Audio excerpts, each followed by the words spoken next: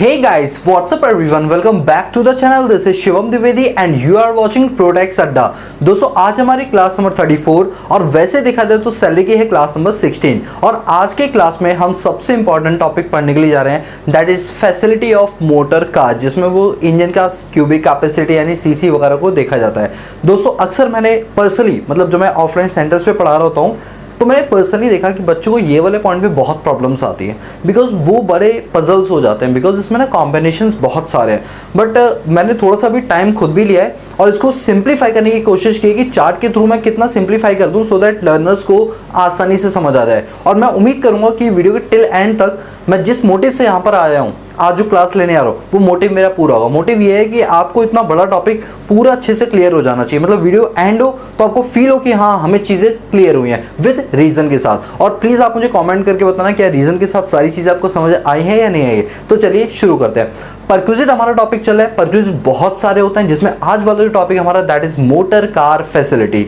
जी हाँ दोस्तों, आपने बिल्कुल सही सुना। या अगर एम्प्लॉयर अपने एम्प्लॉय को मोटर कार की सुविधा देता है, अब हो सकता है ये मोटर कार की सुविधा उसे ऑफिस से घर, घर से ऑफिस आने के लिए दी जा रही हो। तो आपकी जानकारी के लिए बता दूं, यदि एम्प्लॉयर ने अपने एम्प्लॉय को कोई मोटर कार दी है, ठीक है, और ये देने का पर्पस जो था वो था कि ऑफिस से घर, घर से ऑफिस आप आइए, तो ऐसे में आपका ये परक्विजिट नहीं ट्रीट किया जाएगा बिकॉज यहाँ पर जो सोल पर्पस था उस सुविधा को देने का वो कहीं ना कहीं मेरे बिजनेस को ही असिस्ट करता है, मेरे बिजनेस को ही हेल्पफुल करता है, यानी उससे एम्प्लॉय को कोई पर्सनली बेनिफिट नहीं हो रहा। और अगर थोड़ा बहुत बेनिफिट हो भी रहा है तो उसके बेनिफिट का काम इस्तेमाल जो है वो कंपनी के ही कामों पर वो करेगा। सर थोड़ा समझाइए इस बात को। एक बात बताइए, अगर मेरे एम्प्लॉयर ने मुझे कार की सुविधा दी और कहा कि शिवम तुम अपने ऑफिस से अपने घर इस वाली कार पर जाया करो, मैंने कहा ठीक है सर, मेरे घर वहाँ से 35 किलोमीटर दूर है तो वन टाइम 35 किलोमीटर, वापसी में फिर से 35 किलोमीटर।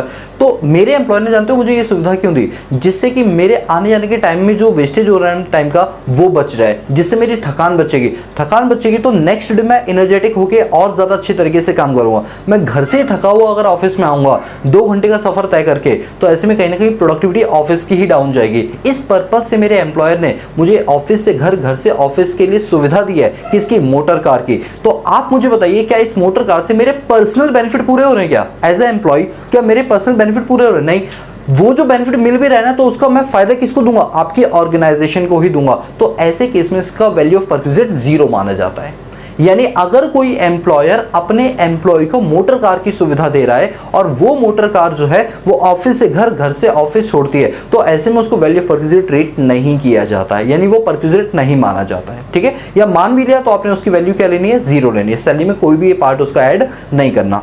पॉइंट नंबर 2 ये था अभी तक पॉइंट नंबर 1। अब पॉइंट नंबर 2 पर आते हैं। पॉइंट नंबर 2 ये है कि मान लीजिए एम्प्लॉयर ने आपको सुविधा दी है ऑफिस से घर और घर से ऑफिस, प्लस अगर आप चाहें तो वीकेंड पे इस कार को अपने फैमिली मेंबर के साथ कहीं घूमने जाना चाहो तो इस कार पे जा सकते हो। यानी अभी मेरे एम्प्लॉयर ने जो मुझे कार फैसिलिटी दी है वो ऑफिस से घर, घर से ऑफिस तक तो मुझे समझ में आ रहा था एग्जाम्प्ट है, लेकिन अगर सेम कार को मैं वीकेंड पे या किसी भी दिन अपने फैमिली मेंबर्स के लिए या अपने पर्सनल बेनिफिट के लिए कहीं और ले जा सकता हूं, तो इट मीन्स मेरे एम्प्लॉयर ने 2 सुविधाएं दी है, ऑफिशियल और पर्सनल दोनों। तो ऐसे केस में मुझे फायदा पहुंच रहा है, तो यहां पर जो कार की वैल्यू है, जो भी कुछ है उसमें वैल्यू ऑफ परक्विजिट निकाला जाएगा और जो भी वीओपी यानी वैल्यू ऑफ परक्विजिट आएगा वो मेरी सैलरी में ऐड हो जाएगा। बताइए समझ आया?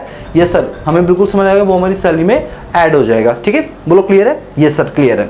इसका मतलब है कि अगर एम्प्लॉयर ने एम्प्लॉय को कोई कार दी है ऑफिस से घर, घर से ऑफिस के लिए, वो वैल्यू ऑफ परक्विजिट ट्रीट नहीं किया जाएगा। पॉइंट नंबर 2, यदि मेरे एम्प्लॉयर ने मुझे कार दी है ऑफिस से घर, घर से ऑफिस प्लस पर्सनल यूज के लिए दी है, तो यस ऐसे में कुछ ना कुछ आपका वीओपी यानी वैल्यू ऑफ परक्विजिट माना जाएगा। अरे बात समझ में आ रही है? यस सर बिल्कुल समझ आ रही है। तो दोस्तों अब हम स्टार्ट करते हैं अपने पास मोटर कार फैसिलिटी। अच्छा, मोटर कार की जो सुविधा है अगर हम देखें तो इनकम टैक्स रूल 1962 में रूल नंबर 3 सब सेक्शन 2 के अंदर इसका जिक्र किया गया है और हम वही जिक्र करने के लिए अपने पास जा रहे हैं। ठीक है, तो चलिए अब हम उसको करते हैं अपने पास। ये देखिए, अब मैं यहाँ पर चार्ट ड्रॉ करूंगा और पूरे बोर्ड पर आज चार्ट ही चार्ट बनने वाले हैं। ठीक है, क्योंकि मैंने बहुत ज़्यादा इसमें एफर्ट्स से लगाए हैं कि किस तरह सिंप्लीफाई किया जा सके, बिकॉज बुक्स में बड़े बल्कि तरीके से दे रखा है, वर्ड्स भी बहुत हैवी यूज़ किए गए हैं, तो थोड़ा चार्ट फॉर्म में मैं बनाऊंगा फ्लो चार्ट टाइप का, तो ज़्यादा क्लियर होगा आपको। ठीक है, तो चलिए मैं यहाँ पर बोलूँगा फैसिलिटी ऑफ मोटर कार, अरे यार ये मार्कर जो है वो चल ही नहीं रहे, facility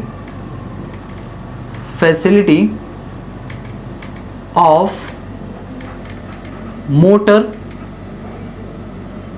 car, facility of motor car. अच्छा बताइए रूल क्या था, अभी अभी बोला था मैंने आपको, रूल नंबर 3 सब सेक्शन 2। ठीक है सर, आपको रूल और सेक्शन सारी चीज़ें कैसे याद हो जाती हैं? दोस्तों देखो, इस चीज़ पर टाइम लगाया है, ये ऐसे ही याद नहीं होगा। मैं आपको सच बोलूं कि एक दिन में 2 दिन में बैठ के रट्टाफिकेशन किया और याद हो गया, नहीं ऐसा नहीं होता। जब आप over the period of time in चीज़ों को बार बार प्रैक्टिस में करते हो तो वो चीज़ें अपने आप याद हो जाती हैं। तो जिस तरह मैं पढ़ा के प्रैक्टिस कर करके मुझे ये चीज़ें याद हो गई, आपको भी याद हो जाएंगी। सर हम तो नहीं पढ़ाते, तो आप उसको बार बार रिवाइज करो, हर एक चैप्टर को 7वें 8वें दिन रिवाइज कर लिया करो, या संडे वाले दिन रिवाइज कर लिया करो।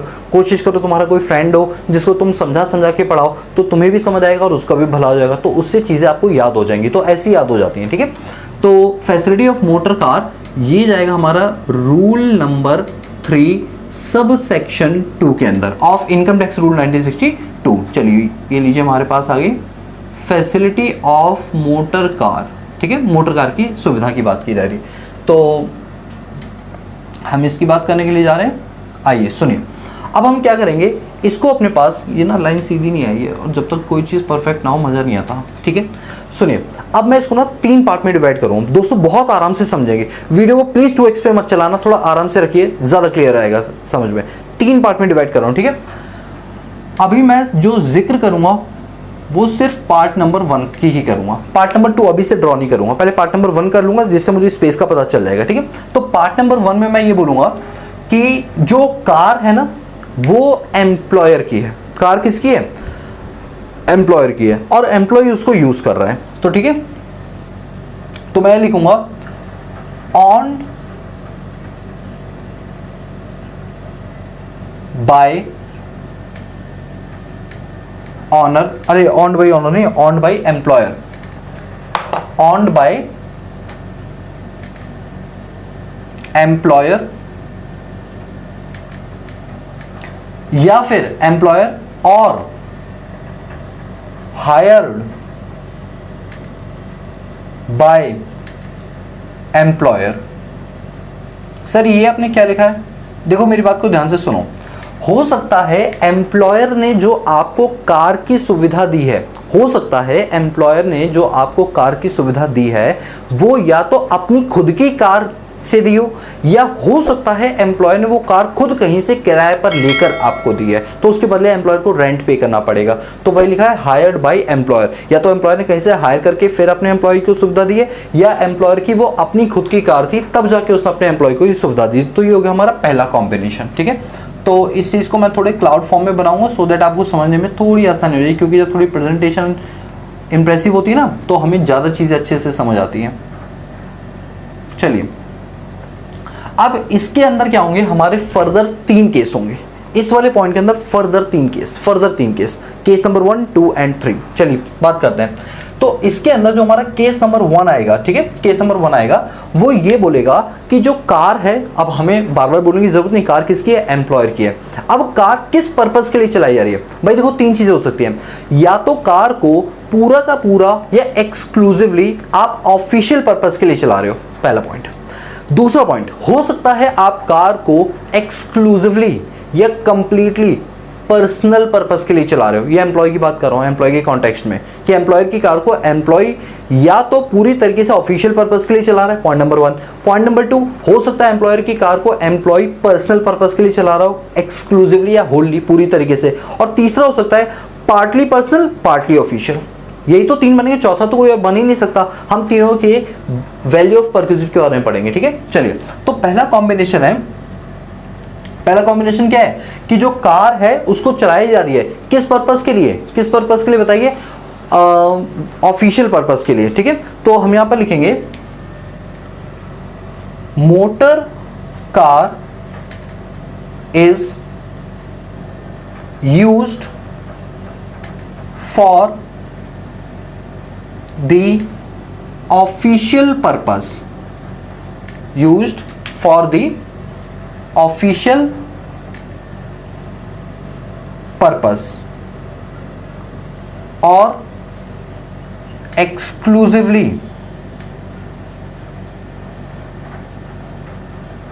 ऑफिशियल, यानी जो हमने मोटर कार यूज की है वो पूरी तरीके से ऑफिशियल पर्पस के लिए यूज की है या एक्सक्लूसिवली, बात दोनों की सेम होती है, बस नाम का थोड़ा फर्क है, ठीक है।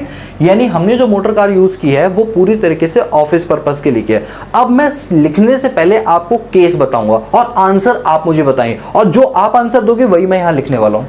सर टॉपिक तो पढ़ा ही नहीं, आंसर कैसे? कॉमन सेंस, क्योंकि इनकम टैक्स पूरी कॉमन सेंस पर बेस्ड है, कुछ जगहों पर सेंस हमारा गैप हो जाता है, वहां मैं आपको बताऊंगा, ठीक है। सुनिए, आप मुझे बताइए, अगर आप एक लॉ मेकर होते, यदि आप एक लॉ मेकर होते और आपसे पूछा जाता कि वैल्यू ऑफ परक्विजिट में आप क्या शामिल करते हैं, तो एक सीधी लाइन में आंसर आप ये देते हैं, हम वैल्यू ऑफ परक्विजिट में वो अमाउंट शामिल करते हैं जो एम्प्लॉय के हाथों में बेनिफिट के तौर पे दिया जाता है।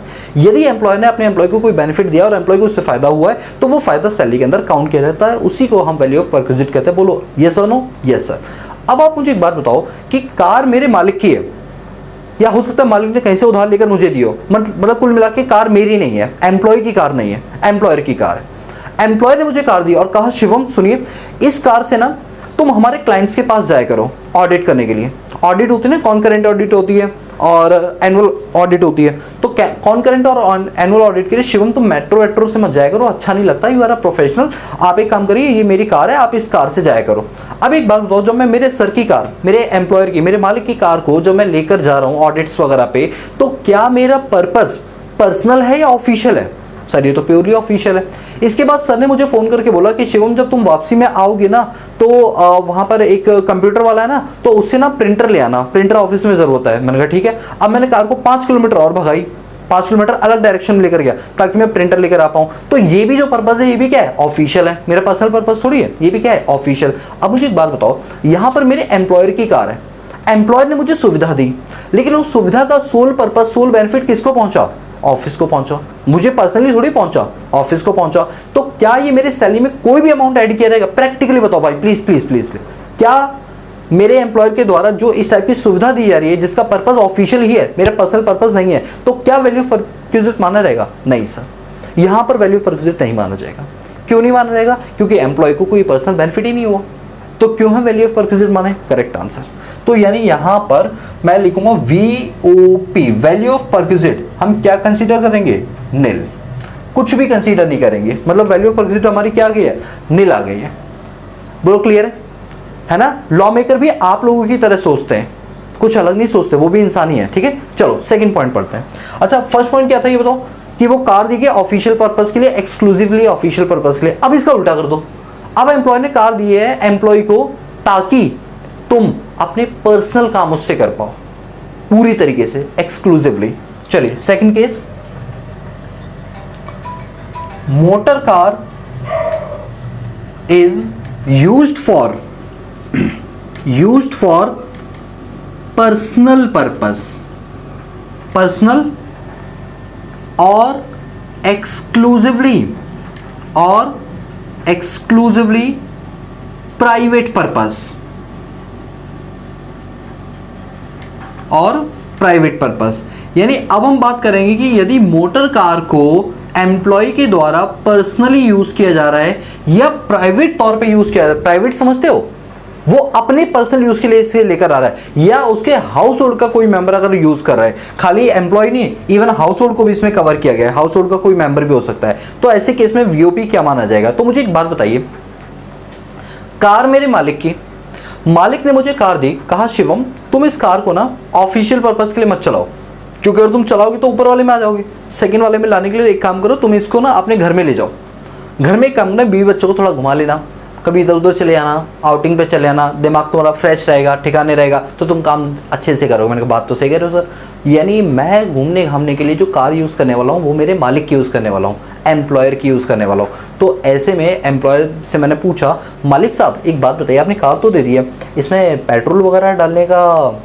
तो मालिक ने बोला भाई टेंशन मत लो, सारा खर्चा मैं बेयर करूँगा। मैंने कहा मालिक तुमसे बेहतर और कोई नहीं, कहाँ है तुम्हारे तलवे, जरा चाट लेते हैं, ठीक है, तुमसे तो बेहतर कोई और है ही नहीं भाई साहब, क्योंकि तुमने तो मुझे कार भी दी और खर्चा भी दिया, तो जैसा आप कहेंगे वैसा मैं करूंगा, ठीक है। तो अभी यहाँ पर क्या है कि मोटर कार जो है वो पर्सनल पर्पस के लिए यूज हो रहा है, प्राइवेट पर्पस के लिए, लेकिन यहाँ पर एक एजम्पशन क्या मान के चलेंगे कि यहाँ पर एक एजम्पशन क्या मान के चलेंगे, ऑल एक्सपेंसेस या all expenses are incurred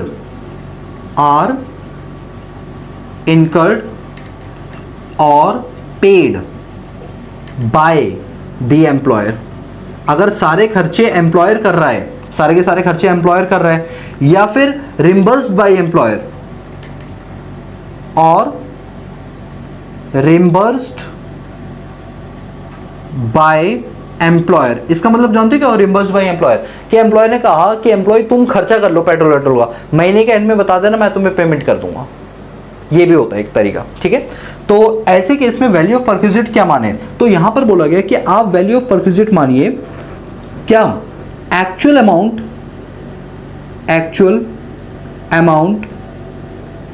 incurred by employer. Employer ने जो उस कार के ऊपर जो भी खर्चा किया वो सब तुम्हारा वैल्यू ऑफ परक्विजिट बन जाए। इवन अगर उसने चॉपर भी दिया है तुम्हें, चॉपर मतलब होता है ड्राइवर, अगर उसने ड्राइवर भी दिया तो जो ड्राइवर को सैलरी दी जा रही है ना, वो सैलरी भी तुम्हारी वैल्यू में ऐड कर दी जाएगी। मतलब कहने का, आप मेरे एग्जांपल को ध्यान से सुनना। मालिक की कार है, मालिक ने कहा शिवम तुम अपने पर्सनल यूज के लिए इसे चला सकते हो। मैंने कहा मालिक एक ना मैं बागेश्वर धाम, ठीक है, वहां पे ट्रिप पे जाना चाहता हूँ। तो उन्होंने कहा ठीक है भैया ट्रिप पे चले ना, और कितना खर्चा होगा। मैंने कहा सर पहले मैं हुआ तो फिर बता दूंगा। मैं गया तो मेरा वहाँ 12,000 रुपये का खर्चा हो गया, पेट्रोल वेट्रोल का आने जाने का खर्चा, टोल वोल का कितना हो गया, 12,000 रुपये खर्च हो गया। अब जो 12,000 रुपये खर्च हुए ना, तो मैंने कहा सर कार चलानी नहीं आती, क्या आप एक ड्राइवर भेजोगे। तो ड्राइवर भैया ने 3,000 रुपये लिए उस ट्रिप के, यानी टोटल कितना हो गया, 12 + 3 15,000 रुपये हो गए। 15,000 रुपये का खर्चा आया जो मेरे एम्प्लॉय ने मेरे लिए बियर किया, तो मेरी सैलरी में वैल्यू ऑफ परक्विजिट क्या मानेगी, पूरे 15,000। बट यदि अगर मैंने एम्प्लॉय को कुछ पे कर दिया अमाउंट, तो उससे मेरा वैल्यू ऑफ परक्विजिट क्या हो जाएगा, रिड्यूस हो जाएगा। बोलो क्लियर है, यस सर। तो वही लिखा value of perquisite actual amount incurred by employer minus amount received from employ. अगर कोई अमाउंट एम्प्लॉय से मिल गया तो वो अमाउंट क्या हो जाएगा, इससे माइनस हो जाएगा। बोलो क्लियर हुई बात। बड़ा सिंपल है ना, अगर आप देखें तो कॉमन सेंस लगाना पड़ रहा है, ज़्यादा कोई चीज़ की जरूरत नहीं है। लेकिन अभी तुम्हारा कॉमन सेंस खत्म होने वाला है। क्यों, क्योंकि जो थर्ड केस आने वाला है ना दोस्तों, उसमें थोड़ा सा पेचीदा पॉइंट आने वाला है। वो क्या, कि अगर मान लीजिए कार को कुछ हद तक हमने पर्सनल यूज़ में चलाया और कुछ हद तक हमने इसको ऑफिशियल यूज़ के लिए चलाया, यानी एक ही कार को मैं दो पर्पज़ के लिए यूज़ कर रहा हूँ, दोनों का combination, partially personal partially official. तो उस केस में वैल्यू ऑफ परक्विजिट कैसे डिटरमाइन करेंगे, आइए जानते हैं। तो थर्ड वाला केस अब हम पढ़ने के लिए जा रहे हैं। थर्ड वाला केस ये लीजिए, थर्ड केस क्या बोलेंगे, motor car used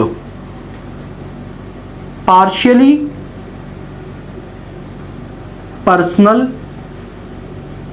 and official, कि मोटर कार को यूज किया गया पार्शियली पर्सनल पर्पस के लिए और पार्शियली ऑफिशियल पर्पस के लिए यूज हमने किया है।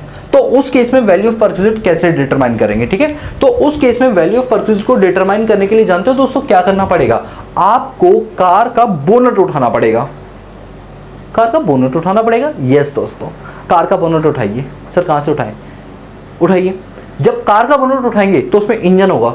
सर ये कौन सी नई चीज़ आपने बताई, हाँ दोस्तों ध्यान से सुन तो लो, पहले इंजन देखोगे, फिर इंजन को जरा उसका जो ढक्कन होगा उसको खोल के देखना, जो पूरा रबर कैप होती है उसको खोल के देखना, उसके ऊपर या अंदर लिखा होगा ये इंजन कितने सीसी का है। सीसी मतलब क्यूबिक कैपेसिटी, ठीक है। तो यदि तुम्हारा इंजन 1600 सीसी से ऊपर होगा तो तुम्हारा वीओपी ज़्यादा बनेगा, और अगर तुम्हारा इंजन 1600 सीसी से कम होगा तो तुम्हारा वीओपी कम बनेगा, क्योंकि इंजन की क्यूबिक कैपेसिटी के हिसाब से खर्चे का पता चलता है। अगर 1.6 लीटर से ज़्यादा की क्यूबिक कैपेसिटी है तो यानी वो एसयूवी सेगमेंट की कार होगी, तो उसमें खर्चा ज़्यादा आएगा, तो तुम्हारा वीओपी भी हम ज़्यादा काउंट करेंगे। और अगर तुम्हारी कार की इंजन क्यूबिक कैपेसिटी 1.6 लीटर से कम है या 1600 सीसी से कम है, देखो अगर मैं 1.6 लीटर बोलूं तो भी कोई दिक्कत नहीं है, और उसी को मैं सीसी में क्यूबिक कैपेसिटी में कन्वर्ट करूं तो मैं 1.6 को 1600 सीसी बोलूंगा, तो कंफ्यूज मत होना इस बात पे, ठीक है। तो यदि 1600 सीसी से कम का इंजन है तो वीओपी कम आएगा, क्योंकि उसका खर्चा भी कम आता है। तो यानी यहाँ पर जब मैं कहूँगा मोटर कार यूज हो रही है पार्शियली पर्सनल और पार्शियली ऑफिशियल, तो उस केस में मैं इंजन की क्यूबिक कैपेसिटी को दो पार्ट में डिवाइड करूंगा, 1600 सीसी से कम और 1600 सीसी से ज़्यादा, दो पार्ट में हम डिवाइड करेंगे इस चीज़ को, ठीक है। तो चलिए दो पार्ट में डिवाइड करते हैं, ये लो 1 और 2। यहां पर मैं लिखूंगा क्या, क्यूबिक कैपेसिटी लेस देन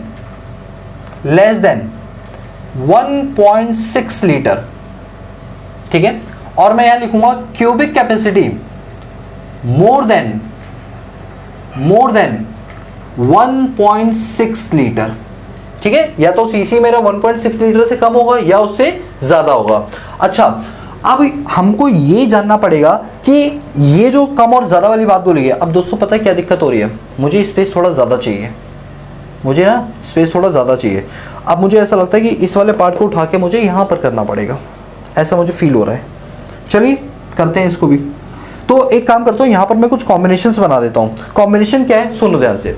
अब या तो इसमें भी ना, इसके अंदर भी जो दो केस है, इसके भी दो केस बनेंगे। कौन से, कि जो भी खर्चा है वो एम्प्लॉयर बियर कर रहा है, या हो सकता है सारा खर्चा एम्प्लॉय बियर कर रहा हो सकता है ना ऐसा, कि जब कार ऑफिशियली पर्सनली दोनों पर्पस के लिए चले तो हो सकता है एक्सक्लूसिव खर्चा एम्प्लॉयर के द्वारा किया जा रहा हो, या हो सकता है एक्सक्लूसिव खर्चा एम्प्लॉय के द्वारा किया जा रहा हो। तो दो केस बनेंगे यहाँ पर, ठीक है। तो मैं दो केस यहाँ बना देता हूँ, थोड़ा शॉर्ट में लिखूंगा, आई होप आप समझ जाएंगे, ठीक है। चलो शॉर्ट में लिखता हूं यहां पर। तो इधर लिखूंगा एक्सपेंसेस मेट बाय एम्प्लॉयर। यदि खर्चे कौन बियर कर रहा है, एम्प्लॉयर बियर कर रहा है, तो उस केस में वैल्यू ऑफ परक्यूजिट बनेगा कितना, ये बनेगा आपका 1800 रुपए per month, 1800 rupees per month, plus 900 rupees per month for driver. This is for driver, मैं डी लिख रहा हूं, डी फॉर ड्राइवर, या फिर जो चॉपर होता है उसी को ड्राइवर बोलता है, चॉपर को, ठीक है। ये हो गया। और अगर तुम्हारा इंजन का क्यूबिक कैपेसिटी जो है वो 1.6 लीटर से ज्यादा है, तो उस केस में तुम्हारा वैल्यू ऑफ परक्यूजिट बन जाएगा 2400 रुपए पर मंथ। ये तुम्हारी कार की वैल्यू निकाली जाएगी। और अगर तुम्हें ड्राइवर भी साथ में दिया गया है तो 900 रुपए पर मंथ। और अगर ड्राइवर नहीं है तो इस वाले पॉइंट को तुम हटा सकते हो, ठीक है। ये आ गया इसका पहला केस। और दूसरा है एक्सपेंसेस मेट बाय एम्प्लॉय। कि एक्सपेंसेस कौन मेट कर रहा है, एम्प्लॉय कर रहा है, मतलब एम्प्लॉय ही उस सारे खर्चे को क्या कर रहा है, बियर कर रहा है। उस केस में क्या होगा, तो उस केस में हमारा जो वीओपी है, वैल्यू ऑफ परक्यूजिट है, वो बन जाएगा हमारा, अगर इंजन की क्यूबिक कैपेसिटी 1.6 लीटर से कम है तो वो बन जाएगा ₹600 पर मंथ, प्लस और ड्राइवर है तो 900 रुपए पर मंथ। ये this is for the driver. और अगर कार के इंजन क्यूबिक कैपेसिटी 1.6 लीटर से ज्यादा है तो वैल्यू ऑफ परक्यूजिट बनेगा, अगर एम्प्लॉय सारे खर्चे बियर कर रहा है तो 900 रुपए पर मंथ प्लस 900 रुपए पर मंथ फॉर ड्राइवर। देखिए ड्राइवर का तो हर जगह बिल्कुल कॉमन है, ड्राइवर का हर जगह बिल्कुल क्या है, कॉमन है। ये लो, अब मैं थोड़ा सा आपको इसे समझा देता हूं सो दैट आपको कोई दिक्कत ना आए। सुनिए मेरी बात, बहुत सिंपल चीज है, बहुत ही ज्यादा सिंपल। आओ इसको समझते हैं। देखिए इस पूरे सेगमेंट में अगर हम बात करें तो हमने ये देखा कि मोटर कार को या तो आप पर्सनली चलाओगे या एक्सक्लूसिवली, यहां पर क्या था पर्सनली, सॉरी ऑफिशियली, यहां क्या था पर्सनली, और थर्ड केस में दोनों मिक्सअप है, पर्सनली भी है और ऑफिशियल भी है। तो ये चेक करिए, अगर तुम दोनों पर्पस के लिए कार चला रहे हो, अब ये मत कहना सर 50-50 रेशियो है, 60-40 रेशियो है, 30-70 रेशियो, ऐसा कुछ भी नहीं है, तुम दोनों में चला रहे हो, बस खत्म कहानी। तो ऐसे में ये चेक करो कि खर्चा एम्प्लॉयर बियर कर रहा है उस गाड़ी का मेंटेनेंस वगैरह का, या एम्प्लॉय बियर कर रहा है। यदि एम्प्लॉयर बियर कर रहा है, इसका मतलब बेचारे एम्प्लॉयर के ऊपर बहुत ज्यादा बर्डन है, क्योंकि एम्प्लॉयर की कार भी है तो कार का अलग चलेगा, और फिर उसमें पेट्रोल और जो उसकी सर्विसिंग वगैरह कराएगा वो भी एम्प्लॉयर कराएगा, तो खर्चा ज्यादा आएगा।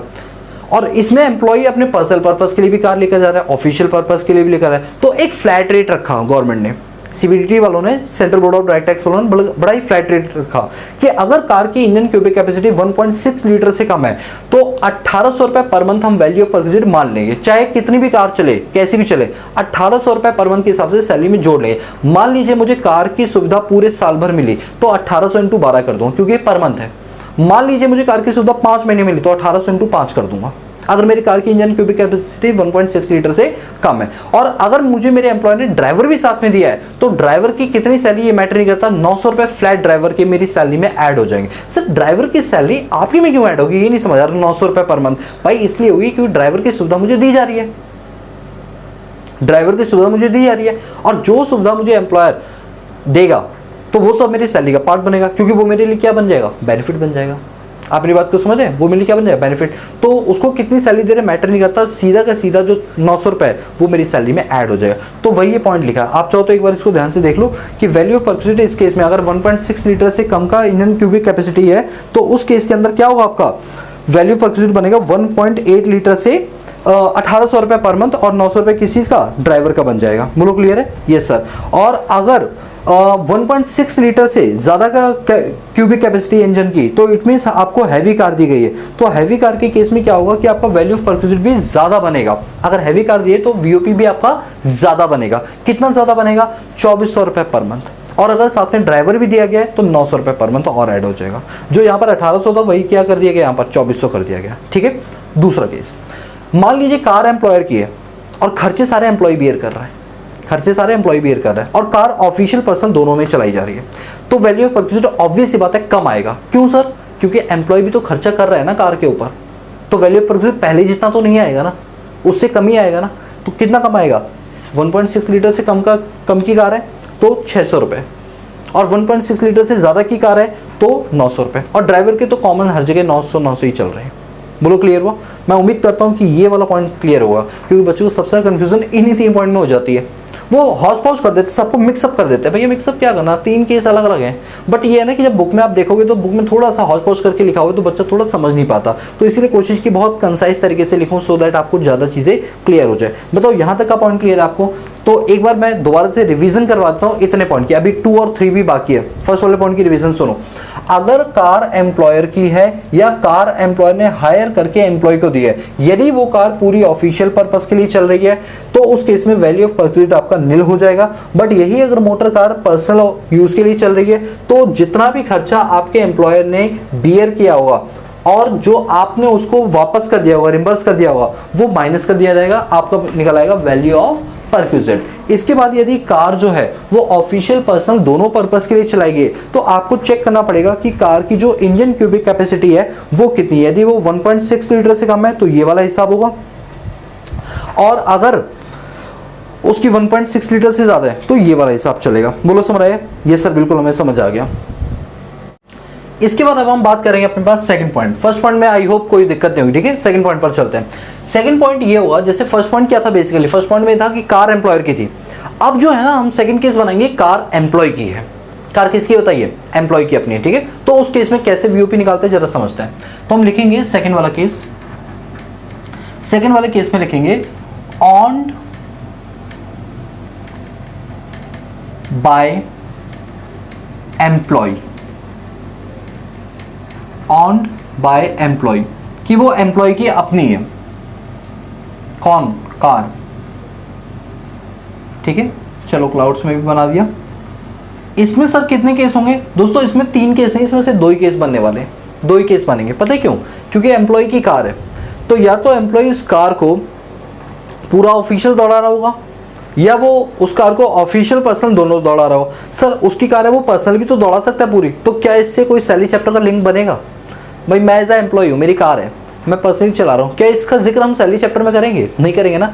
सैलरी चैप्टर में जिक्र करने के लिए एम्प्लॉय का कोई रिलेशन एम्प्लॉयर से होना चाहिए या कंपनी के काम से होना चाहिए, है ना। तो इससे 2 ही केस बनेंगे इसके अंदर, ठीक है। तो वो 2 केस कौन से बनेंगे, फर्स्ट वाला केस, चलिए यहाँ पर इस वाले सेगमेंट के अंदर करने आ रहे हैं। फर्स्ट वाला case, motor car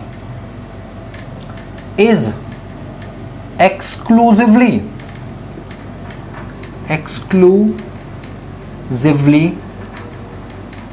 used for the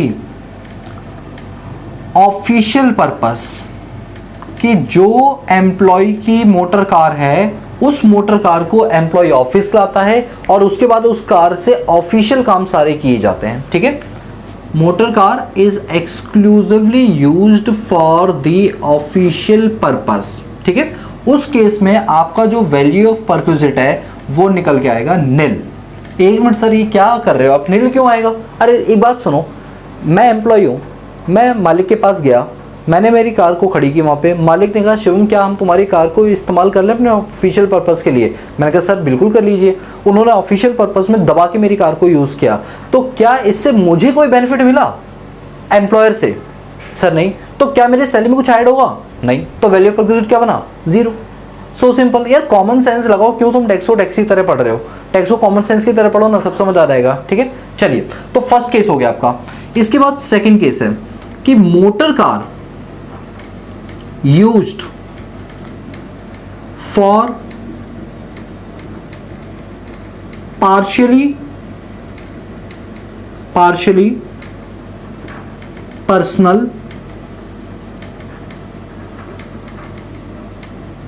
and official।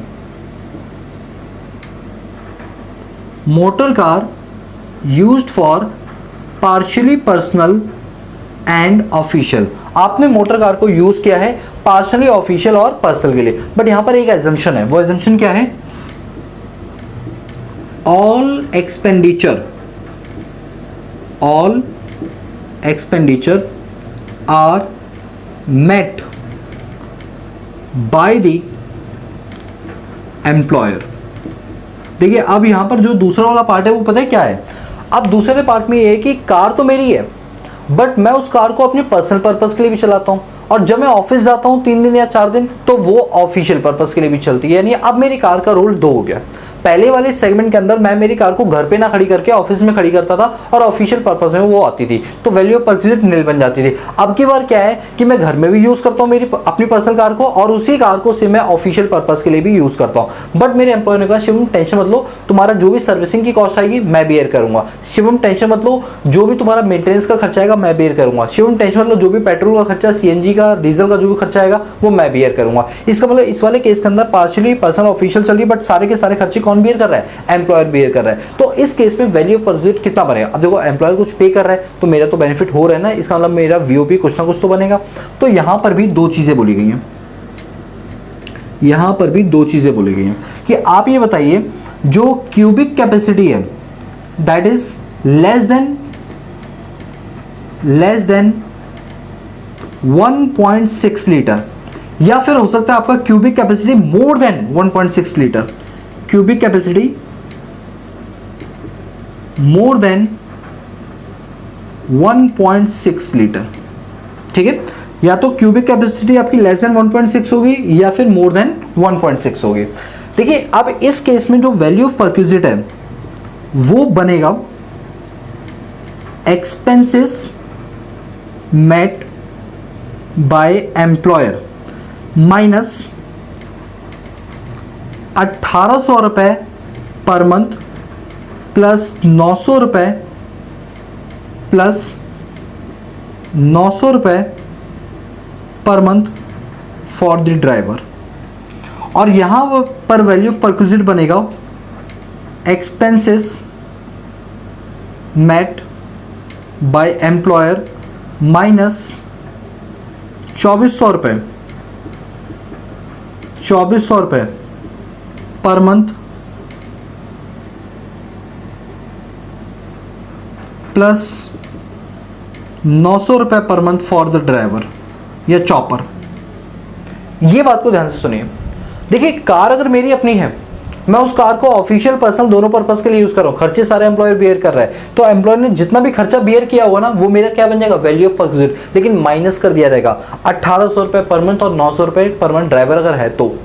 और यदि मेरी कार का इंजन क्यूबिक कैपेसिटी 1.6 लीटर से ज्यादा है, तो उस वाले केस के अंदर जितना भी खर्चा मेरे एम्प्लॉयर ने किया वो मेरे लिए बेनिफिट बन जाएगा। लेकिन हम माइनस कर देंगे 2400 रुपए पर मंथ और 900 रुपए पर मंथ अगर ड्राइवर है तो, वरना 2400 रुपए पर मंथ ही माइनस कर दो। ठीक है, जो माइनस करके फिगर आएगा that is my value of perquisite. बोलिए, that is my value of perquisite. ठीक है, यहां तक की बात क्लियर होगी आप लोगों को। लेकिन इस वाले में ना एक नोट है, ध्यान से सुनना सभी लोग। ये जो था ना वैल्यू ऑफ परक्विजिट निल है, इसके लिए कुछ कंडीशंस फॉलो करनी पड़ेंगी। क्या है कंडीशन? सुनिए आप, क्योंकि अभी इतना पढ़ा दिया, मैं आपको कंडीशन बता सकता हूं। तो मैं कहूंगा इस वाले केस के लिए ना ये स्टार डालूंगा, स्टार, सो दैट आप नीचे देख पाओ। तो स्टार डाल के मैं लिखूंगा पहला पॉइंट, अगर 2 कंडीशन फुलफिल होंगी तो ही ये निल होगा। ठीक है, value of perquisite shall be nil if employer satisfied 2 to conditions. Sir क्या है वो दो कंडीशंस? चलो मैं लिखता हूँ। इसमें जो कंडीशन नंबर 1 है, कंडीशन नंबर 1 वो ये है, कंडीशन नंबर 1 में ये बोल रहा है कि सारे खर्चों का रिकॉर्ड ना एम्प्लॉयर के पास मेंटेन होना चाहिए। तो मैं लिखूंगा the employer has maintained, the employer has maintained, the employer has maintained complete detail of journey. Complete, अच्छा ये ना थोड़ा सा नीचे हो गया है, इसको मैं सही कर दूं। एम्प्लॉयर सेटिस्फाइड टू कंडीशंस,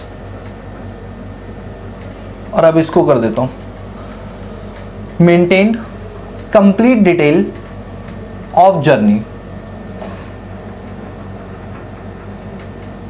मैं भी समझाऊंगा, बस एक बार नोट कर दूं फिर समझाऊंगा। और सेकेंड कंडीशन है the employer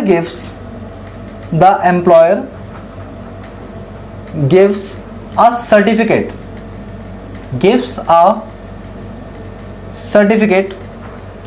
two effect that the expenditure, या फिर मैं शॉर्ट में लिख दूं the employer give a certificate of all expenditures, वो भी ऑफिशियल। चलो मैं आपको समझाता हूँ क्या चीज थी। अरे यार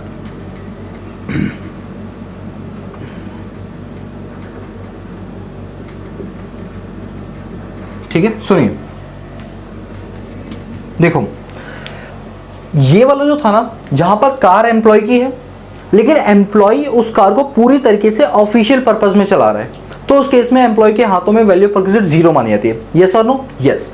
but in such a case employer must follow two conditions, otherwise value of perquisite not be treated as a null.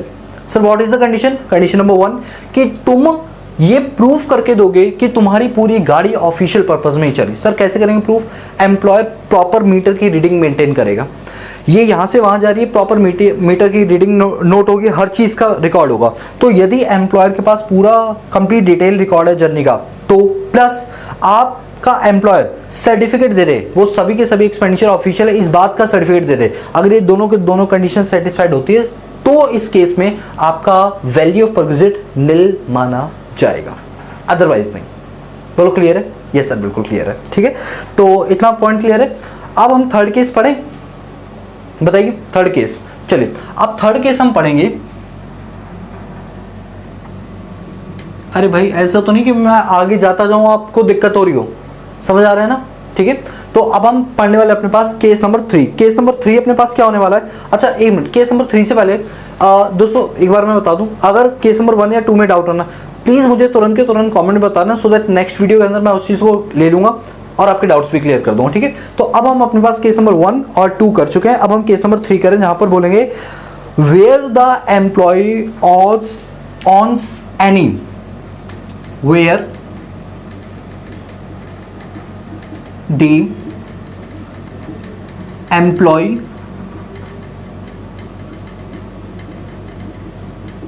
ऑन्स any other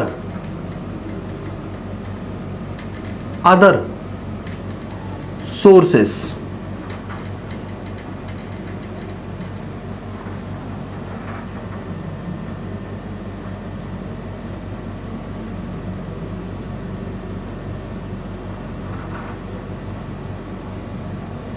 अभी मैं समझा रहा हूं, बट यहां कंडीशन क्या होने वाली है कि सारे खर्चे एम्प्लॉयर बेयर कर रहा है। ऑल एक्सपेंडिचर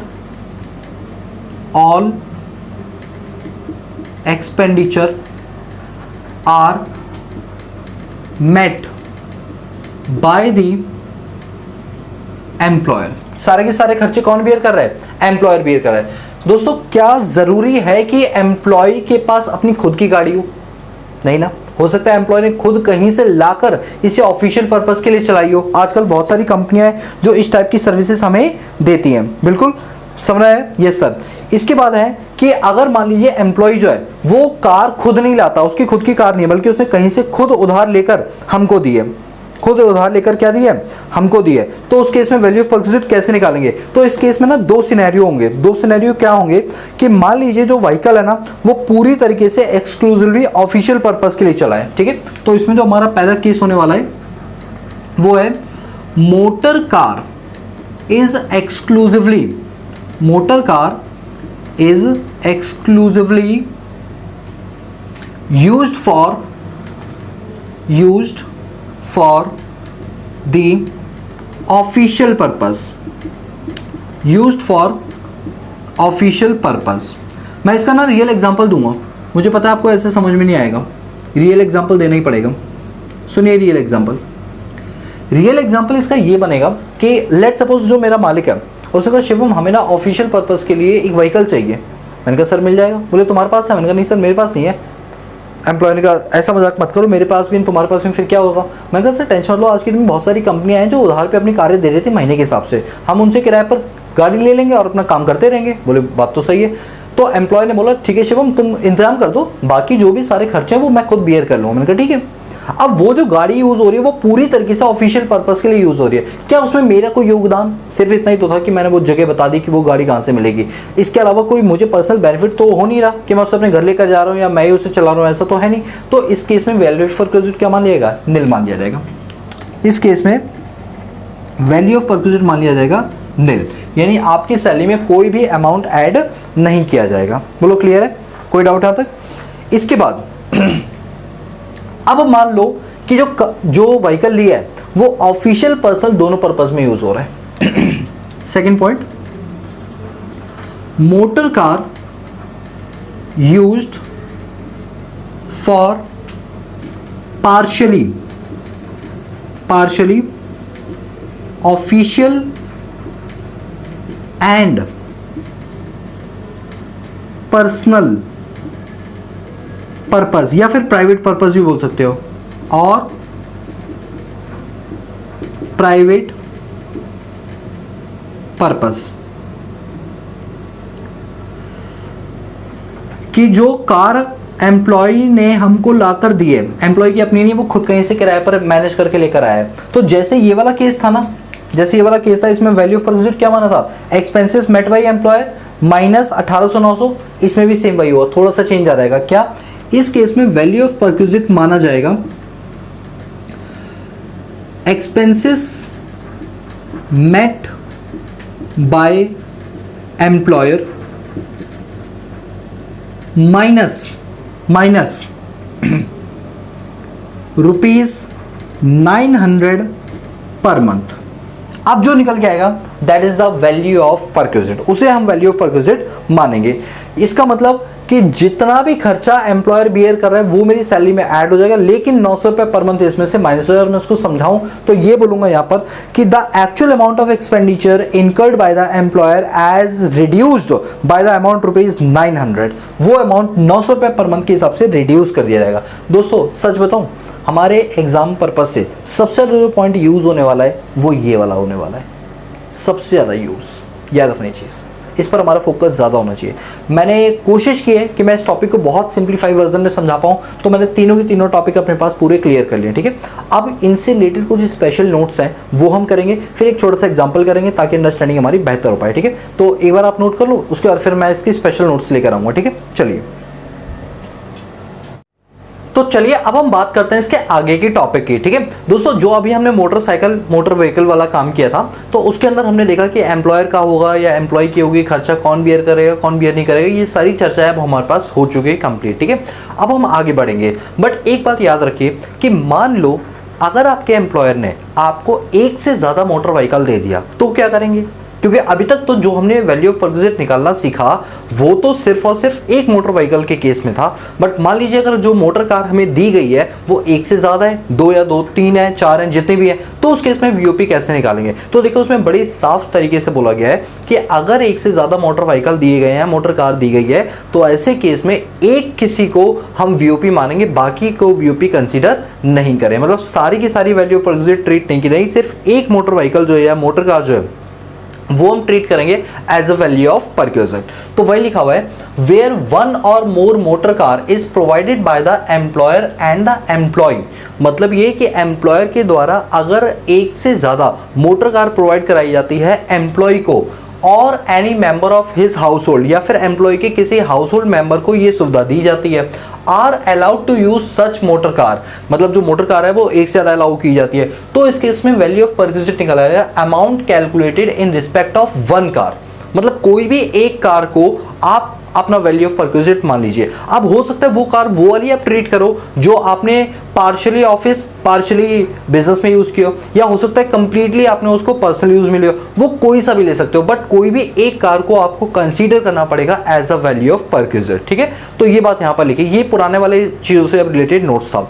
तो अब हमारे पास मोटर कार वाला जो पॉइंट था वो कंप्लीट हो गया। दोस्तों मैं ऐसा सोच रहा हूँ कि इसका जो न्यूमेरिकल है ना, वो जब मैं फुल फ्लैज क्वेश्चन कराऊं तो उसी में कराता हूं और उसी में समझ भी आ जाएगा। अभी अलग से कराने की खास जरूरत मुझे लग नहीं रही है। ठीक है, तो अब जो बचे हुए परक्विजिट्स हैं उनको भी आज की क्लास में कर लेते हैं। ठीक है, तो बचे हुए परक्विजिट में एक आ गया फैसिलिटी ऑफ डोमेस्टिक सर्वेंट। ये फैसिलिटी ऑफ डोमेस्टिक सर्वेंट जो है हमारा रूल 3 सब सेक्शन 3 में दिया हुआ है। इसमें क्या बोलते हैं, देखिए एक एम्प्लॉयर अपने एम्प्लॉय को कोई डोमेस्टिक फैसिलिटी भी दे सकता है, और खासतौर पर डोमेस्टिक में भी क्या, सर्वेंट, नौकर चाकर के लिए एम्प्लॉयर ने कहा कि एम्प्लॉय तुम ना टेंशन मत लो, मैं तुम्हारे साथ हूं, तुम्हें नौकर की जरूरत है जो तुम्हारे काम करे, हम आपको प्रोवाइड करवाएंगे। तो ऑब्वियस सी बात है सेक्शन नंबर 15 का प्रकाश डलेगा। वो क्या बोलेगा, अगर दो लोगों के बीच में एम्प्लॉयर एम्प्लॉय का रिलेशनशिप है तो एम्प्लॉयर अपने एम्प्लॉय को कुछ भी देगा, वो सब सैलरी का पार्ट बन जाएगा। तो यहां पर एम्प्लॉयर के द्वारा एम्प्लॉय को क्या दिया जा रहा है, सर्वेंट की फैसिलिटी दी जा रही है, नौकर चाकर की फैसिलिटी दी जा रही है। तो ये जो नौकरों की फैसिलिटी है ये कहीं ना कहीं किस में टैक्स होगा, एम्प्लॉय की सैलरी में टैक्स होगा, या फिर ऐड होगा, मतलब टैक्स होगा ऐड होगा एक ही बात है। और कितना वैल्यू ऑफ परक्विजिट हम देखते हैं, तो लिखा है फैसिलिटी ऑफ डोमेस्टिक सर्वेंट या तो engaged by employee and paid by employer. Sir ये क्या है, engaged by employee and paid by employer? देखिए एंगेज्ड बाय एम्प्लॉय का मतलब है, हो सकता है मालिक ने बोला हो अपने एम्प्लॉय को कि तुम अपने हिसाब से नौकर ढूंढ लो, जिसको तुम अपॉइंट करोगे उसकी जो भी सैलरी वैल्यू वो तुम मुझे बता देना, मैं पे कर दूंगा, या तुम अपनी जेब से पे कर देना, बाद में मुझसे ले लेना। मतलब डायरेक्टली एम्प्लॉयर भी पे कर सकता है या रिम्बर्स भी कर सकता है, बट इसका अपॉइंटमेंट किसने किया है, एम्प्लॉय ने किया है। तो वही लिखा है इसका एंगेज्ड बाय एम्प्लॉय, मतलब appointment by the employee but actually paid और रिम्बर्स बाय द एम्प्लॉयर। तो इस केस में वैल्यू ऑफ परक्विजिट माना जाएगा जितना भी एम्प्लॉयर ने उस सुविधा के लिए पे किया है, तो वो आपका बेनिफिट है, और जो वो आपका बेनिफिट है यही आपकी सैलरी के अंदर ऐड हो जाएगा। तो पेड बाय द एम्प्लॉयर, जो भी एम्प्लॉयर ने पे किया है आपके बिहाफ पे, वो बन जाएगा वैल्यू ऑफ परक्विजिट। बट याद रहे ये सभी के सभी एम्प्लॉयज के केस में एप्लीकेबल है, सभी के सभी एम्प्लॉयज। सर आज पहली बार आप कुछ नया वर्ड बोल रहे हो, सभी के सभी एम्प्लॉय, मतलब अभी बताऊंगा दो टाइप के एम्प्लॉय होते हैं, एक अदर्स और एक स्पेसिफाइड एम्प्लॉय, दो टाइप के होते हैं, क्योंकि अब परक्विजिट में स्पेसिफाइड एम्प्लॉय को कवर किया जा रहा है। मोटर कार में भी स्पेसिफाइड एम्प्लॉय वाला केस था। ठीक है, सुनिए, अगर मान लीजिए एम्प्लॉयर ने एम्प्लॉय को सर्वेंट की सुविधा दी है और वो सर्वेंट अपॉइंट किया गया है एम्प्लॉय के खुद के द्वारा, बट उसकी पेमेंट एम्प्लॉयर कर रहा है, तो ऐसे में एम्प्लॉयर जितनी पेमेंट कर रहा है वो आपकी सैलरी में वैल्यू ऑफ परक्विजिट मान ली जाएगी। बट उसमें से अगर कुछ अमाउंट एम्प्लॉय से रिसीव हो गया है या रिकवर हो गया है तो उससे आपके वैल्यू ऑफ परक्विजिट का अमाउंट कम कर दिया जाएगा। तो वही लिखा है value of perquisite paid by the employer minus amount receive from employ. यदि एम्प्लॉय से कोई अमाउंट मिल गया तो वो माइनस हो जाएगा। ये केस था ऑल एम्प्लॉयज के केस में, सभी एम्प्लॉयज के केस में। बट मान लीजिए अपॉइंटमेंट एम्प्लॉयर के द्वारा किया जा रहा है नौकर का, और उसकी पेमेंट या रिम्बर्समेंट भी एम्प्लॉयर के द्वारा ही की जा रही है। मैं पॉइंट रिपीट कर रहा हूं, इसमें और इसमें क्या डिफरेंस है, इसमें अपॉइंटमेंट एम्प्लॉय ने किया था, पेमेंट एम्प्लॉयर ने की थी। यहां पेमेंट भी एम्प्लॉयर ही कर रहा है लेकिन अपॉइंटमेंट एम्प्लॉयर के द्वारा किया गया है, यहां अपॉइंटमेंट एम्प्लॉय नहीं कर रहा है। बस ये फर्क है इसमें और इसमें।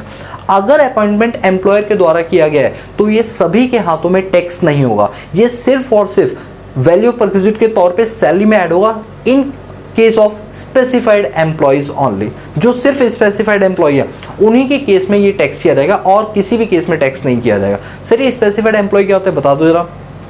देखिए 3 लोगों को हम स्पेसिफाइड एम्प्लॉय की कैटेगरी में डालते हैं, और आपको सुन के हंसी होगी कि सरकार को ऑल एम्प्लॉय लिख देना चाहिए था, बेकार में स्पेसिफाइड एम्प्लॉय रख दिया। हमको ऐसा फील हो रहा है स्पेसिफाइड एम्प्लॉय सुन के कि शायद चुनिंदा लोग होंगे उन्हीं का वैल्यू ऑफ परक्विजिट मांगेंगे, बाकी सबको एग्जाम्प्ट होगा, ऐसे ही लग रहा है ना। बट रियलिटी में ऐसा नहीं है। सरकार ने मतलब क्या ही मजाक सा बना रखा है। सरकार ने कहा स्पेसिफाइड एम्प्लॉय वो है, पहला पॉइंट, जो कंपनी का डायरेक्टर है, यदि वो एम्प्लॉय की कैपेसिटी में काम कर रहा है तो वो बन जाएगा स्पेसिफाइड एम्प्लॉय। जैसे मान लीजिए मैंने एमबीए की हुई है अपने पास फाइनेंस में, ठीक है, और रियलिटी मैंने एमबीए फाइनेंस में की हुई है और एमिटी यूनिवर्सिटी जो कि नोएडा में है वहाँ से की हुई है। तो जब मैंने वहाँ पर की थी तो मेरे पास कई सारी स्टार्टअप कंपनियों के ऑफर आए थे कि स्टार्टअप कंपनियों ने ऑफर दिया था कि आप हमारी कंपनी में एज अ डायरेक्टर, मतलब जो बंदा पैसा लगा रहा है वो भी डायरेक्टर की पोस्ट पर होगा और मुझे भी एज अ डायरेक्टर, छोटी सी कंपनी थी, ज़्यादा बड़ी नहीं थी, आप ऐसे समझिए कि उसका जो नेटवर्थ होगी वो अराउंड 50-60 लैक्स होगी, ज़्यादा नहीं थी, स्टार्टअप कंपनियाँ थी ना इसलिए। तो उन्होंने कहा क्योंकि हमें आपकी प्रोफेशनल सर्विसेज चाहिए तो आप हमारी कंपनी की टॉप मोस्ट पोजीशन ले लो एज अ डायरेक्टर, बट आप रहोगे एम्प्लॉय। आप क्या रहोगे? एम्प्लॉय रहोगे। मतलब हम आपको बताएंगे काम कैसे करना है कैसे नहीं करना, मतलब आप अपनी प्रोफेशनल कैपेसिटी में काम करना, बट टाइमिंग आएंगे सब हम आपकी डिसाइड करेंगे। मतलब आप हमारे एम्प्लॉय होगे और आपकी पोजीशन क्या होगी? डायरेक्टरशिप की। तो ये डायरेक्टर जो एम्प्लॉय के रूप में काम कर रहा है ये कहलाएगा स्पेसिफाइड एम्प्लॉय। क्या कहलाएगा? Specified employ. पहला केस हो गया। दूसरा केस, यदि कोई एम्प्लॉय, टेंशन मतलब ये लिखवा रखा है, ठीक है, टेंशन मतलब ये तीनों चीज़ मैंने यहाँ लिखवा रखी है, ठीक है। अब सुनिए, मान लीजिए कि मैं एज अ एम्प्लॉय हूँ और मैंने किसी कंपनी के 20% से ज़्यादा के हिस्सेदारी खरीद रखी है, 20% से ज़्यादा के इक्विटी शेयर खरीद रखे हैं। तो ऐसे केस में मैं उस कंपनी का एम्प्लॉय तो हूँ बट मैं माना जाऊँगा स्पेसिफाइड एम्प्लॉय, क्योंकि मैंने कुछ इन्वेस्टमेंट अपनी कंपनी के अंदर कर रखी है। तो I will be treated as a specified employee because मैंने उस कंपनी में 20% से ज़्यादा का सब्सटेंशियल इंटरेस्ट रखा है। सब्सटेंशियल इंटरेस्ट का मतलब होता है 20% और मोर। जब मैं कहूँगा माइनॉरिटी तो 49% आएगा और जब मैं कहूँगा मेजोरिटी तो 51% प्लस आ जाएगा। समझ आ रही बात? तो मैंने मेरी ही कंपनी के 20% शेयर खरीद रखे हैं तो मेरा उस कंपनी के ऊपर सब्सटेंशियल इंटरेस्ट है। तो I am not treated as a normal employee, I am treated as a specified employee, right. So दो केस हो गए, एक तो डायरेक्टर एम्प्लॉय और दूसरा एक ऐसा एम्प्लॉय जिसने अपनी कंपनी की 20% से ज़्यादा की इक्विटी शेयर होल्डिंग ले रखी है। तीसरा, कोई भी ऐसा एम्प्लॉय जिसकी ग्रॉस सैलरी 50,000 रुपये से ज़्यादा हो। सर पर एनम या per month? Per annum. Sir ये तो मजाक हो गया 50,000 रुपये पर एनम तो चौकीदार की भी होती है, तो क्या चौकीदार भी अपने मालिक का स्पेसिफाइड एम्प्लॉय बन गया? Yes sir. अरे गवर्नमेंट को बोल देना चाहिए था भाई हम सभी एम्प्लॉयज़ को स्पेसिफाइड एम्प्लॉय बना रहे हैं, बेकार में ऐसे बोल दिया ये टैक्स होगा स्पेसिफाइड एम्प्लॉय के केस में। और स्पेसिफाइड एम्प्लॉय कौन है? चलो डायरेक्टर तक तो समझ में आ रहा था, हाँ भाई पोजीशन अच्छी है, चलो 20% होल्डिंग भी समझ आ रही थी। नीचे थर्ड पोजीशन में क्या बोल दिया कि कोई भी ऐसा एम्प्लॉय जिसकी ग्रॉस सैलरी 50,000 से ज़्यादा है साल की 50,000 से ज़्यादा है, वो भी क्या है? Specified employee. तो भाई साहब गवर्नमेंट आप सीधा एक काम करते ना, आप सबको ही बोल देते ऑल एम्प्लॉय, बेकार में स्पेसिफाइड एम्प्लॉय बनाया, ठीक है। मतलब गवर्नमेंट मजाक कर रही है, कुछ भी कर रही है गवर्नमेंट, नहीं बोलते वो कुछ भी, ठीक है। तो ये कुछ भी ही कर रही है। तो मैंने लिखा हुआ स्पेसिफाइड एम्प्लॉय का मीनिंग क्या है? तीन में से कोई एक। डायरेक्टर है एम्प्लॉय और ये डायरेक्टर की पोजीशन पे काम कर रहा है as employee, so its are treated as a specified employee. दूसरा, कोई एम्प्लॉय जिसका सब्सटेंशियल इंटरेस्ट 20% या उससे ज़्यादा उस कंपनी के अंदर है तो वो भी वो कहलाएगा क्या? हमारा स्पेसिफाइड एम्प्लॉय। इसके बाद है employee having gross salary exceeding ₹50,000, किसी की ग्रॉस सैलरी 50,000 से ज़्यादा है तो वो भी हमारा स्पेसिफाइड एम्प्लॉय कहलाएगा। बोलो समझ है? कोई डाउट? पक्का? चलिए अब देखिए, अगर मान लीजिए अपॉइंटमेंट एम्प्लॉयर ने किया है, सुविधा एम्प्लॉय को मिल रही है, तो ऐसे केस में वैल्यू ऑफ परक्विजिट टैक्स होगा सिर्फ और सिर्फ स्पेसिफाइड एम्प्लॉय के केस में। कितना? जितना अमाउंट एम्प्लॉयर ने पे किया, और ये अमाउंट माइनस हो जाएगा यदि एम्प्लॉय ने कुछ अमाउंट रिकवर करवा दिया तो, ठीक है। सेम ही तो हो गए, सिर्फ वहाँ पर था in case of all employee, in case of specified employee. मैं तो ये जानता हूँ स्पेसिफाइड एम्प्लॉय भी ऑल ही एम्प्लॉय है ना। तो दोनों केस बिल्कुल सेम हो गए। तो आपको समझ आया फैसिलिटी ऑफ डोमेस्टिक सर्वेंट। यदि डोमेस्टिक सर्वेंट आपके एम्प्लॉयर ने आपको प्रोवाइड करवाया है तो इस केस में जितना भी खर्चा पानी एम्प्लॉयर के हाथों से गया है वो आपकी सैलरी में ऐड हो जाएगा। यदि आपने कुछ पेमेंट कर दी तो वो उतने अमाउंट से कम हो जाएगा। So this is all about your facility of domestic servant rule 3 subsection 3। बोलिए क्लियर है? चलिए अब हम आते हैं अपने पास गैस वाटर इलेक्ट्रिसिटी के ऊपर। देखिए एक एम्प्लॉयर अपने एम्प्लॉय को गैस की, पानी की और बिजली की सुविधा भी दे सकता है। ये भी क्या है? परक्विजिट है, ठीक है। इस तीनों के लिए रूल बनाया गया रूल 3 सबसेक्शन 4। क्या? Rule 3 subsection 4। यहाँ पर था रूल 3.3, वहाँ पर है रूल 3.4, ठीक है।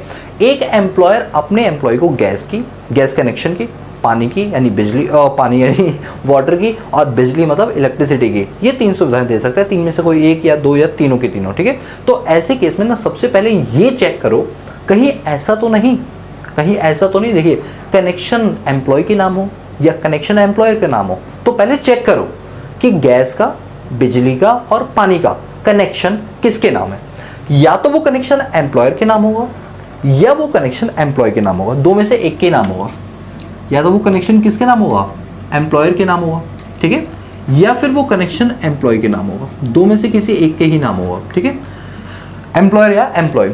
यदि वो कनेक्शन एम्प्लॉयर के नाम है तो परक्यूजिट सभी एम्प्लॉय के हाथों में माना जाएगा। जिनको भी सुविधा मिली होगी सबकी सैलरी में ऐड होगा कुछ ना कुछ, कितना होगा भी बताऊंगा। और अगर आपके एम्प्लॉय के नाम कनेक्शन है तो ये सिर्फ टैक्स होगा या सिर्फ ऐड किया जाएगा in case of specified employee. और ये स्पेसिफाइड एम्प्लॉय मैंने बता दिया था, सारे लोग स्पेसिफाइड हो जाते हैं, ठीक है। तो छोड़ो ये सारी बातें, स्पेसिफाइड नॉन स्पेसिफाइड सभी के केस में टैक्सेबल समझो आप तो, ठीक है। कितना टैक्स होगा अब ये चेक करो, कहीं ऐसा तो नहीं कि तुम कहीं दिल्ली जल बोर्ड में ही काम करते हो जहां तुम्हारे एम्प्लॉयर का अपना रिसोर्स है, कहीं ऐसा तो नहीं कहीं तुम BSES राजधानी पावर लिमिटेड में काम करते हो कि तुम्हारे एम्प्लॉयर का अपना ही रिसोर्स है, कहीं ऐसा तो नहीं कि तुम इंद्रप्रस्थ गैस लिमिटेड में ही काम करता हो, तुम्हारे एम्प्लॉयर का अपना ही रिसोर्स है, वो खुद ही इन चीज़ों को बनाता है। तो इट मीन्स एम्प्लॉय को जो ये सुविधाएं दी गई हैं, हो सकता है एम्प्लॉयर का अपना रिसोर्स हो, खुद के रिसोर्स से ही एम्प्लॉय को सुविधा दे दी हो, या हो सकता है एम्प्लॉय ने खुद कहीं से लेकर आपको दी है ये सुविधा। भाई एक बात बताओ, मैं अगर किसी कोचिंग इंस्टीट्यूट में पढ़ाता हूँ फॉर एग्जांपल, और वहाँ के एम्प्लॉयर ने मुझे गैस की सुविधा दी, तो क्या मेरे कोचिंग इंस्टीट्यूट वाले के पास गैस का बिजनेस है? नहीं ना, वो तो खुद कहीं से लेकर मुझे देंगे ना। बट मान लीजिए मैं इंडियन गैस एजेंसी में काम करता हूँ, सिलेंडर की डिलीवरी वाली नहीं होती वो साइकिल वाली, तो मान लो मैं ही चला रहा हूँ, प्रोडक्ट्स अड्डा सिलेंडर, ठीक है। अब वो सिलेंडर लेकर मैं पहुंचा, ठीक है, सिलेंडर को कंधे पे रख के यूं रखा। अब मैं क्या बोलूँ कि यार बड़ा पसीना, बहुत थकान होगी। एम्प्लॉय ने बोला शिवम टेंशन मत लो, एक काम करो ये सिलेंडर तुम ले जाओ। मैंने कहा मालिक क्यों? बोले कि तुम्हारे घर में तो चूल्हा जलता है ना, ले जाओ, ये सुविधा मैंने तुमको दी। यानी यहाँ पर मेरे मालिक का अपना खुद का रिसोर्स है। तो हम क्लासीफाई करेंगे दो पार्ट में, क्या मेरे एम्प्लॉयर का अपना रिसोर्स है या मेरे अपने एम्प्लॉयर का अपना रिसोर्स नहीं है। दो में से एक केस होगा, मैं दोनों केस में आपको VOP निकालना सिखाऊंगा, ठीक है। तो मैं यहाँ पर इस चीज़ को दो कैटेगरी में डिवाइड करूंगा, ऑन रिसोर्सेस, ये किसके कॉन्टेक्स्ट में? एम्प्लॉयर के कॉन्टेक्स्ट में, कि एम्प्लॉयर के अपने रिसोर्स हैं। अच्छा एक बात बताइए, अगर एम्प्लॉयर का अपना खुद का रिसोर्स है तो उसको इसमें वैल्यू ऑफ परक्यूजिट क्या मानेंगे? ये देखा जाएगा कि एम्प्लॉयर को उस रिसोर्स को बनाने में कितना खर्चा आया, that means cost of production. जितना भी कॉस्ट ऑफ प्रोडक्शन आया होगा वो उसके एम्प्लॉय के लिए बेनिफिट मान लिया जाएगा और वही बेनिफिट उसकी सैलरी में वैल्यू ऑफ परक्यूजिट करके ऐड कर दिया जाएगा। बोलो क्लियर हुई बात, समझ आ रही है? मैं फिर से रिपीट करता हूं, पॉइंट ये है कि अगर मान लीजिए इंडियन गैस एजेंसी का मालिक मैं ही हूँ, मैं ही गैस वगैरह बना के अपने एम्प्लॉय से डिस्ट्रीब्यूट करवाता हूँ। यदि मैंने मेरे एम्प्लॉय को गैस सिलेंडर दिया अपनी ही कंपनी का, it means it's my on resources, तो मेरी एम्प्लॉय की सैलरी में कितना अमाउंट ऐड होगा, वो सिलेंडर मार्केट में कितने का बिकता है ये मैटर नहीं करता, वो सिलेंडर को बनाने में लागत कितनी आई है, जो लागत आई है वही एक्चुअली मैंने पे किया है और वही उसकी सैलरी में ऐड किया जाएगा as a value of perquisite. यदि एम्प्लॉय से कुछ रिसीव हो गया तो वो माइनस हो जाएगा। ये तो यूनिवर्सल अप्रोच है, ठीक है। तो अगर एम्प्लॉयर के अपने रिसोर्स है तो इसमें वैल्यू ऑफ परक्यूजिट माना जाएगा कॉस्ट ऑफ प्रोडक्शन। क्या माना जाएगा? Cost of production minus amount received from employee. Employee से आपने अमाउंट को रिसीव कर लिया है, वो अमाउंट माइनस कर देना, वो तो यूनिवर्सली सब में ही हो रहा है, ठीक है। दूसरा case, not on resources, not employer के वो अपने रिसोर्स नहीं है, वो खुद कहीं से लेकर अरेंज करके आपको दे रहा है। मान लीजिए मैं किसी कोचिंग इंस्टीट्यूट में पढ़ा रहा हूं तो मेरा एम्प्लॉयर थोड़ी गैस सिलेंडर गैस बिजली बना रहा है, वो खुद कहीं से लेकर मुझे देंगे। तो उस केस में जितना अमाउंट उन्होंने उस कंपनी को पे किया होगा वही मेरा वैल्यू ऑफ परक्यूजिट मान लिया जाएगा, और अगर मैंने कोई अमाउंट पे कर दिया तो वो माइनस कर दिया जाएगा। तो इस केस में बनेगा value of perquisite is equal to amount paid by employer, amount paid by employer minus amount received from employee, employee से अगर कोई रिसीव हो गया तो वो माइनस हो जाएगा। तो बताइए आपको गैस वाटर इलेक्ट्रिसिटी वाला पॉइंट समझ आया कि अगर एक एम्प्लॉयर अपने एम्प्लॉय को गैस वाटर इलेक्ट्रिसिटी की सुविधा देता है, यदि वो एम्प्लॉयर का अपना रिसोर्स है तो उसको बनाने में जो लागत आई है, कॉस्ट ऑफ प्रोडक्शन आई है, वो वैल्यू ऑफ परक्विजिट मान लिया जाएगा और एम्प्लॉय से जो रिसीव हो गया वो माइनस हो जाएगा। दूसरे केस में एम्प्लॉयर का अपना रिसोर्स है, उसने कहीं से खुद किराए पर लेकर आगे दिया है, तो ऐसे केस में वैल्यू ऑफ परक्विजिट माना जाएगा जितनी पेमेंट एम्प्लॉयर के द्वारा की गई है, और अगर एम्प्लॉय से कोई पैसा मिल गया तो वो माइनस हो जाएगा, बचा हुआ पार्ट आपका वैल्यू ऑफ परक्विजिट मान के सैलरी में ऐड कर दिया जाएगा। बोलो समझ आया? कितने छोटे छोटे पॉइंट और कितने इजी लग रहे हैं ना। चलो आओ अगला पॉइंट, फ्री और concessional education facility rule 3 subsection 5 of income tax rule 1962। सुनिए मेरी बात, हो सकता है कि एम्प्लॉयर को ऐसा फील हुआ कि एम्प्लॉय के बच्चों को पढ़ाने के लिए हमें सुविधा देनी चाहिए। सर ये तो चिल्ड्रन एजुकेशन अलाउंस हो गया। नहीं दोस्तों, अगर एम्प्लॉयर उसके लिए पेमेंट कर रहा है तो वो बनेगा चिल्ड्रन एजुकेशन अलाउंस, जो कि section 10 subsection 14 class 2 personal allowance के अंदर हमने 100 रुपये पर मंथ पर चाइल्ड के हिसाब से मैक्सिमम 2 चिल्ड्रन के हिसाब से क्या किया था, एग्जाम। हम उसकी बात नहीं कर रहे। इस बार एम्प्लॉयर ने पैसा नहीं दिया, सुविधा दी कि जाओ उस स्कूल में एडमिशन करा लो, जो भी फीस आएगी वो मैं पे करूंगा। इट मीन्स ये बन गया परक्विजिट। और फ्री, या तो एम्प्लॉयर से कुछ, एम्प्लॉय से कुछ भी नहीं लिया, ये थोड़ा बहुत अमाउंट लिया, कुछ नहीं लिया तो फ्री एजुकेशन फैसिलिटी, कुछ ले लिया तो कंसेशनल एजुकेशन फैसिलिटी। आ रही बात सुने? सर यहाँ भी तो हो सकता है एम्प्लॉयर का अपना खुद का इंस्टीट्यूट या रिसोर्स हो, अपना स्कूल हो। हाँ, पॉइंट पकड़ लिया अब आप लोगों ने। एम्प्लॉयर का अपना भी रिसोर्स हो सकता है और अपना नहीं भी हो सकता है। ठीक है, पहले हम यहाँ पर देखेंगे, अगर फीस जो है बच्चों की वो एम्प्लॉयर पे कर रहा है एम्प्लॉय के बिहाफ पे, ऑब्वियस सी बात है, जब परक्विजिट की बात करें तो ये पॉइंट तो होना ही था। अगर फीस एम्प्लॉय के बच्चों की कौन पे कर रहा है, एम्प्लॉयर पे कर रहा है, तो ये परक्विजिट माना जाएगा सभी एम्प्लॉयज के केस में।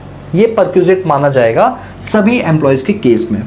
ये लीजिए, अगर फीस जो है वो बच्चों की कौन पे कर रहा है, एम्प्लॉयर, और बच्चे किसके, एम्प्लॉय के, तो ये सभी केसेस में परक्विजिट माना जाएगा। और वैल्यू ऑफ परक्विजिट कितना बनेगा, amount incurred by employer, amount जितना खर्च किया है एम्प्लॉयर ने वो अमाउंट आपका वैल्यू ऑफ परक्विजिट मानेंगे, और अगर कुछ रिसीव हो गया एम्प्लॉय से तो वो अमाउंट माइनस कर देंगे उसमें से। बोलो क्लियर है? Yes sir. इसके बाद है दूसरा केस कि मान लीजिए स्कूल को मेंटेन करने वाला ही एम्प्लॉयर है, उसको चलाने वाला ही एम्प्लॉयर खुद है, तो उस केस में ये परक्विजिट सिर्फ उन्हीं केस में टैक्सेबल होगा, उन्हीं केस में वैल्यू ऑफ परक्विजिट माना रहेगा जो कि स्पेसिफाइड एम्प्लॉय है, जो कि क्या है, स्पेसिफाइड एम्प्लॉय है।